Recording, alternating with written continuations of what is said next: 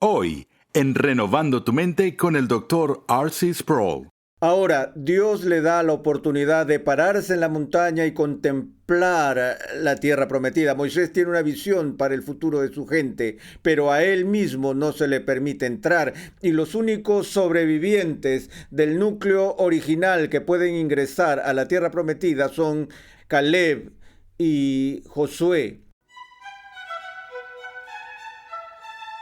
Bienvenido a la 12ª entrega de nuestra serie Del polvo a la gloria. El libro de Josué registra el relato de la conquista israelita de Canaán y el cumplimiento inicial de las promesas hechas a los patriarcas. En esta lección analizaremos la vida de Josué y todo lo referente a la conquista de Canaán, la tierra prometida. Escuchemos una vez más al Dr. R.C. Sproul en la voz de Pepe Mendoza.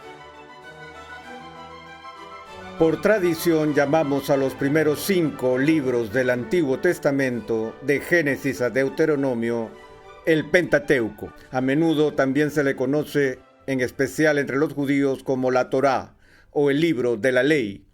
Pero se le llama el Pentateuco debido al prefijo penta, que por supuesto significa 5, como el Pentágono. Pero algunos han argumentado que originalmente el Antiguo Testamento fue organizado distinto y que los primeros 6 libros del Antiguo Testamento estuvieron agrupados juntos y por lo tanto se les llamó no el Pentateuco sino el Hextateuco, nombre que significa los primeros 6 libros de la Biblia, incluyendo el libro de Josué. Ahora, creo que el peso de la evidencia dice lo contrario y que hay una línea clara de demarcación entre el libro de Deuteronomio, que finaliza con el Pentateuco, y el libro de Josué. Pero solo menciono ese pequeño detalle de manera casual para llamar la atención sobre la idea de que a pesar de que Josué empieza con una nueva dimensión de la historia del Antiguo Testamento, todavía se ve la gran continuidad que existe entre el periodo de Moisés y el final del Pentateuco con el inicio del libro de Josué, ya que el libro de Josué registra los datos de la conquista de Canaán. Es la historia de la entrega que Dios hace en manos de Israel de sus enemigos y la primera dimensión del cumplimiento de las promesas de una tierra prometida a los patriarcas. Y aquí vemos la transición de vagar en el desierto a la conquista y el establecimiento en la tierra de Canaán. Pero como dije, hay una cierta continuidad que existe entre el Pentateuco y este capítulo nuevo en la historia redentora de la conquista de Canaán. Josué es un personaje cuya aparición es prominente en el Pentateuco. Él se desempeña como el ayudante de Moisés. Y recordamos a Josué por ser uno de los 2 espías fieles que habían sido enviados para espiar la tierra prometida. El resto de los espías regresaron y dijeron: oh, hay gigantes en la tierra y la tierra es difícil y si intentamos ir seremos aniquilados y así por el estilo. Y estaban muertos de miedo ante los obstáculos que se interponían en su camino para poseer esta tierra. En cambio, lo único que Caleb y Josué ven es la oportunidad y regresan y dicen: es una tierra donde mana leche y miel, y trajeron muestras de los frutos que encontraron en ella. Y recordamos que después de todos estos años de vagar por el desierto, esta poderosa hueste de judíos o israelitas, quienes habían sido redimidos por el Éxodo, mueren todos en el desierto, sin poseer la tierra prometida. E incluso a Moisés se le prohíbe entrar a Canaán porque golpeó la piedra con su vara. Ahora, Dios le da la oportunidad de pararse en la montaña y contemplar la tierra prometida. Moisés tiene una visión para el futuro de su gente, pero a él mismo no se le permite entrar. Y los únicos sobrevivientes del núcleo original que pueden ingresar a la tierra prometida son Caleb y Josué. Así que una de las cosas que vemos al final del Pentateuco es un registro de la renovación del pacto que Dios había hecho con Moisés en el momento de la muerte inminente de Moisés. Y hay una dinámica que se desarrolla aquí, la cual tiene un nombre en teología, se llama la sucesión dinástica. Sucesión dinástica es el tipo de cosas que se ve en las monarquías, donde la autoridad real se pasa de padre a hijo, o de madre a hijo, o de padre a hija, en donde la corona es un asunto de herencia biológica. Y hablamos de las distintas dinastías que han surgido en las naciones a lo largo de la historia. Lo vimos con la casa de Omri en la monarquía de Israel. Lo vemos con la casa de David, donde el reino se transfiere a su hijo Salomón y luego al hijo de este, y así sucesivamente. A esto lo llamamos sucesión dinástica. Ahora, esto pasa en el Antiguo Testamento no solo con respecto a los reyes, sino también con respecto a la sucesión del personaje principal que está en autoridad. Y el principio de la sucesión dinástica se lleva a cabo al final del Pentateuco, cuando Moisés está a punto de morir y él reúne a la gente y le hace jurar a todo el pueblo lealtad para con su sucesor. Y su sucesor es Josué. Sé que esto es una exageración y que pocos lo han visto, pero se puede argumentar que nuestro Señor mismo en el aposento alto, la noche anterior a su muerte, celebró la renovación del pacto, muy similar a lo que ocurrió en Moab y luego en Siquem en el Antiguo Testamento, donde reúne a sus discípulos y les da el discurso más largo que haya dado en su vida, que sepamos, sobre el ministerio del Espíritu Santo. Reúne a sus amigos y dice: un poco más y ya no me veréis, y a donde yo voy vosotros no podéis ir, pero no los dejaré solos, les enviaré otro consolador. Les enviaré otro consolador, el Espíritu Santo. Y creo que en cierto sentido, cada vez que celebramos la Cena del Señor, celebramos, entre otras cosas, la presencia del Espíritu Santo como representante de Cristo en nuestro medio.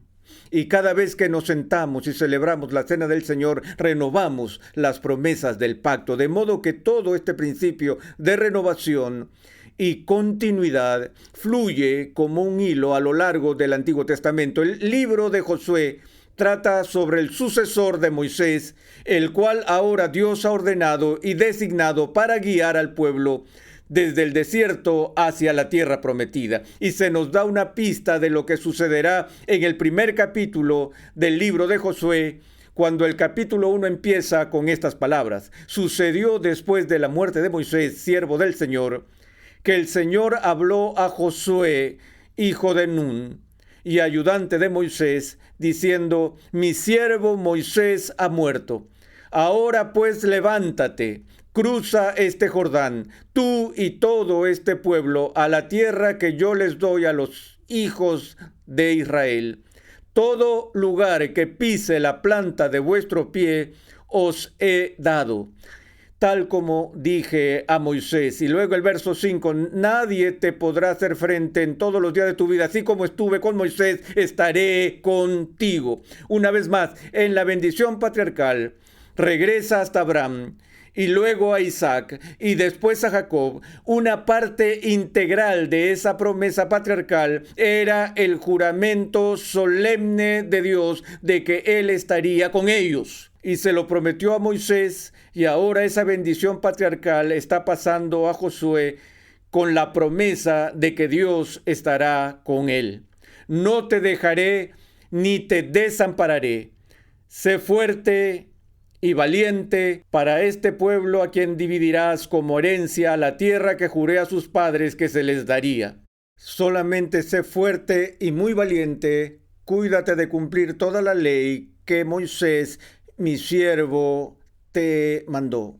Y así, con este solemne pedido, Josué recibe la promesa de victoria, la promesa de la presencia de Dios, la promesa que Dios continuará ejerciendo su papel como el guerrero divino que lucha por su pueblo y que va delante de su pueblo para asegurar la victoria y asegurar la conquista contra este país extranjero. Pero con esa promesa de bendición, siempre viene el llamado a la responsabilidad de guardar los términos del pacto, a guardar las leyes que Dios había hablado al pueblo a través de Moisés. Ahora, el libro de Josué se lee como una historia militar, porque eso es lo que es, y es emocionante. Tiene el interés y el drama de una novela cuando leemos todos estos episodios tan vibrantes que se desarrollan en la conquista. Uno de mis capítulos favoritos es el capítulo 5, donde en el 5º capítulo de Josué se está preparando para la batalla y de repente, sin previo aviso y de la nada, este guerrero increíble aparece en el camino de Josué.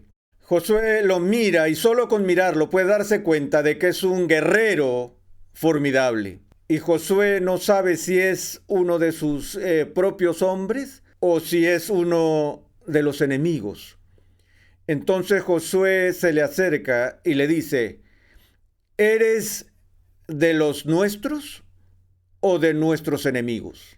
Ahora, esta es una conjunción disyuntiva. Él dice, o tú estás luchando por ellos o tú estás luchando por nosotros. Es lo uno o lo otro. Ahora, ¿estás por nosotros o contra nosotros? Y por supuesto, este guerrero mira a Josué y le dice, no. Espera un minuto. ¿No? Pero tiene que ser uno o el otro. Él dijo, yo vengo ahora como capitán del ejército del Señor. Entonces, ¿cuál es el significado de ese encuentro? Josué se encuentra con el capitán del Señor de los ejércitos cuando él le dice, ¿estás con ellos o estás con nosotros? La respuesta es no. Lo que está diciendo es ninguna de los dos, Josué. La pregunta no es si estoy contigo, sino más bien si tú estás conmigo, puesto que yo estoy a cargo. Recordándole a Josué que todo el poder de esta conquista estará en manos de Dios y no en manos de Josué. Que Josué, aunque es el general sobre todo el ejército y que ahora tiene la autoridad investida en él durante el traspaso de Moisés, sin embargo, él está luchando para el Señor y es el capitán del Señor de los ejércitos el que lleva la nación a la batalla. Ahora, algunos eruditos creen que el capitán del Señor de los ejércitos era simplemente un ángel que le estaba hablando la palabra de Dios a Josué. Pero otros ven el título de capitán del Señor de los ejércitos como que no se refiere simplemente a un arcángel, sino al capitán supremo del Señor de los ejércitos, Cristo mismo.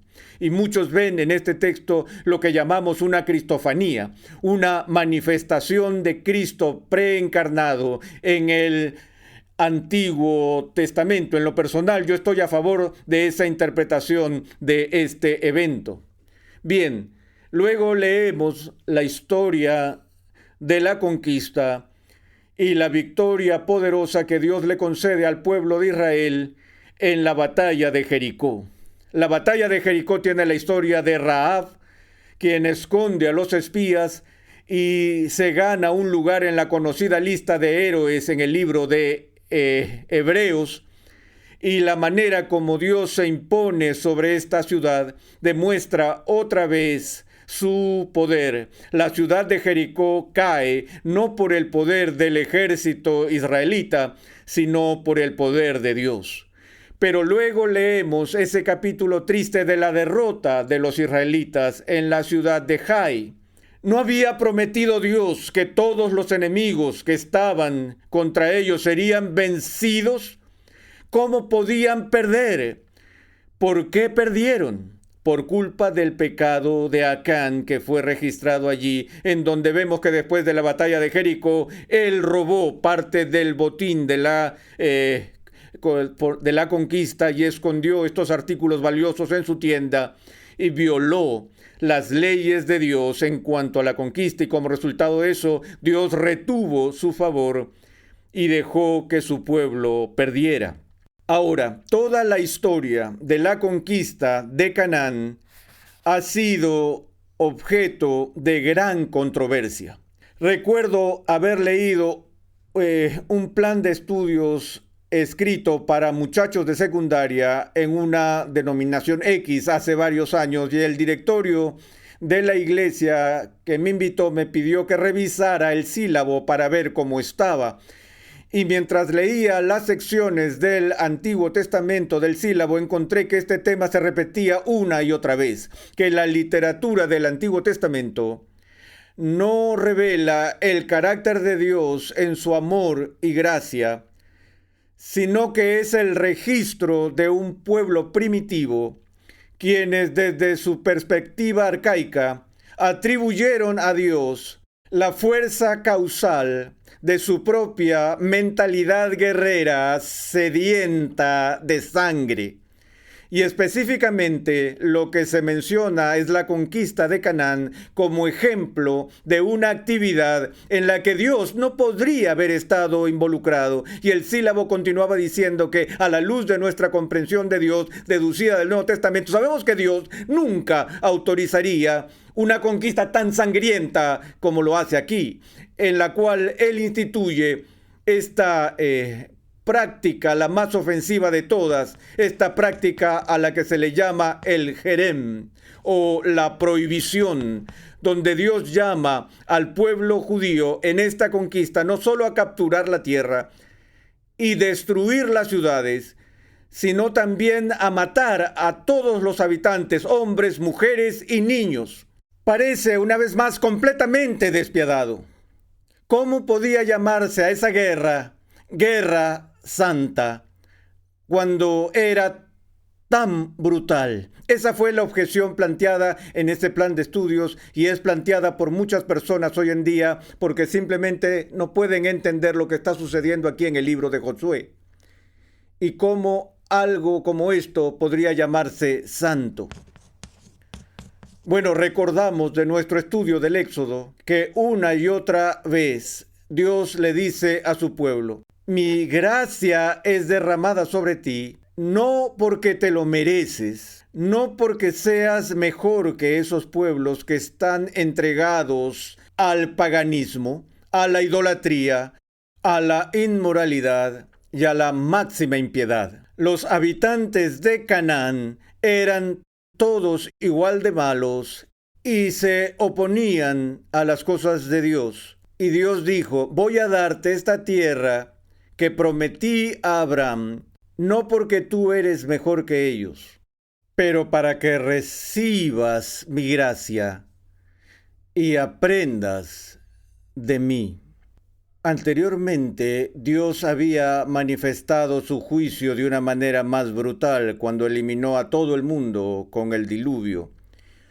Y Él deja claro a lo largo de las Escrituras que llegará un día de juicio donde su ira se derrame contra toda forma de paganismo y toda forma de impiedad. Y lo que Él está diciendo aquí es: Josué, vas a ser un instrumento de mi justicia contra los cananeos. Los cananeos van a recibir justicia. Tú vas a recibir misericordia. Y voy a limpiar esta tierra porque es un lugar profano y esta es una guerra santa para recuperar mi gloria por medio de la exterminación de todos los principios y poderes de contaminación ya existentes. Y cuando entres allí, quiero que destruyas este lugar, porque estoy construyendo una nueva nación, un pueblo santo. Y no quiero que esta nación esté contaminada por el paganismo y la impiedad existentes allí. Y recuerdas que Josué y sus soldados no obedecieron en su totalidad con estos requisitos de Dios, puesto que hicieron alianzas impías y demás tratos con la gente de allí. Ahora, hay una razón por la que todo esto se lleva a cabo con tanto detalle, y es para proteger es para proteger a Israel quizás de la enfermedad más aterradora que les pudiera afectar a lo largo de su historia. Y ese fue el problema del sincretismo. En un sentido, la historia de Israel del Antiguo Testamento es la historia del sincretismo. ¿Y qué es el sincretismo? El sincretismo implica una mezcla o mezclas de elementos dispares de distintas fuentes. Tan pronto como el pueblo judío ocupó la tierra prometida, empezaron a incorporar en sus propias prácticas religiosas elementos paganos. Pensamos en las disputas que se dan entre los profetas y Acab y Jezabel y todo eso, porque incluso el rey estaba involucrado en el establecimiento de altares paganos y adoración a Baal. Y todas estas disputas que continúan en el Antiguo Testamento están diseñadas para detener el ingreso de elementos paganos, magia, hechicería, idolatría y ese tipo de cosas en la nación de Israel. Israel debe practicar la separación étnica para que no se mezclen con otras culturas y se contaminen, porque serán luz para las naciones. Pero una vez más, la historia de Israel es el fracaso de Israel para llevar al Jerem a su plenitud. En cambio, hacen amistad con los paganos y empiezan a construir puentes que llevan hacia los paganos, y es un camino de doble sentido, y muy pronto el paganismo se estaría moviendo más fuertemente a través del puente hacia Israel. Entonces la luz de Dios se está moviendo a través del puente hacia las naciones antiguas. Es así que la Guerra Santa se diseñó para minimizar la influencia del paganismo en Israel. Al final del libro de Josué hay una recapitulación fantástica, una vez más, de las promesas del pacto que se habían hecho. Otra sucesión dinástica se realiza en la que Josué reúne a todo el pueblo para renovar el pacto que Dios había hecho con sus padres. Una vez más, por ahora Josué es viejo y está a punto de morir. Y es en esa ocasión que él le dice al pueblo de Israel: escoged hoy a quién habéis de servir. Si Dios es Dios, entonces servidle. Y continúa diciendo: pero yo y mi casa serviremos al Señor. Y el libro termina en este contexto, donde todas las personas que se reúnen allí, que ahora poseen la tierra prometida, dicen ante Dios y sus testigos en presencia de Josué: serviremos al Señor. Y juran guardar las ordenanzas de Dios y los mandamientos de su pacto. Y Josué dice algo siniestro para ellos, que presagia el resto de la historia del Antiguo Testamento. Después que estas personas juraron públicamente que cumplirían la ley de Moisés y que cumplirían los términos del pacto, Josué les dijo: no puedes cumplir este pacto porque Dios es santo. No puedes hacer estas cosas porque Dios es santo. Alertándonos de este mensaje que llega a todas las páginas del Antiguo Testamento, que no importa cuánto logre la carne, no importa cuánto hagan estos seres humanos, nadie, ni Moisés, ni David, ni José, ni Abraham, ni nadie hace todas las cosas contenidas en la ley de Dios, porque es santa. Y de nuevo, preparándonos para la venida del Santo de Israel, quien es nuestro Arquegos, nuestro campeón, el capitán del Señor de los ejércitos, quien es el único que guarda las leyes del pacto.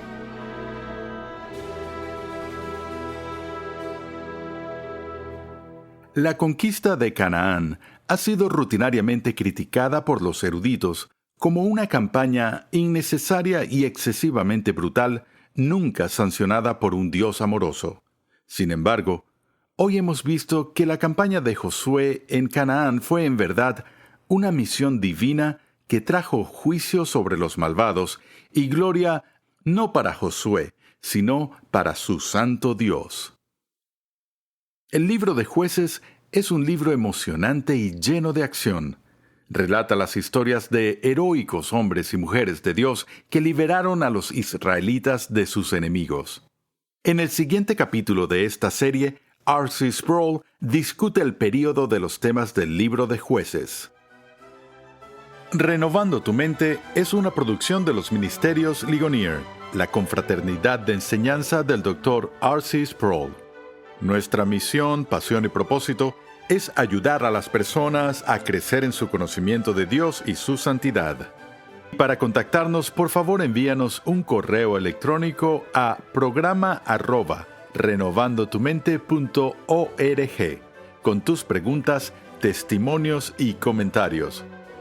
También te invitamos a visitar nuestra página web, renovandotumente.org, donde podrás descargar gratuitamente la guía de estudio de la serie de hoy y además encontrarás una amplia variedad de recursos tales como artículos y contenido multimedia con la finalidad de cumplir con nuestra misión de proclamar, enseñar y defender la santidad de Dios en toda su plenitud a tantas personas como sea posible.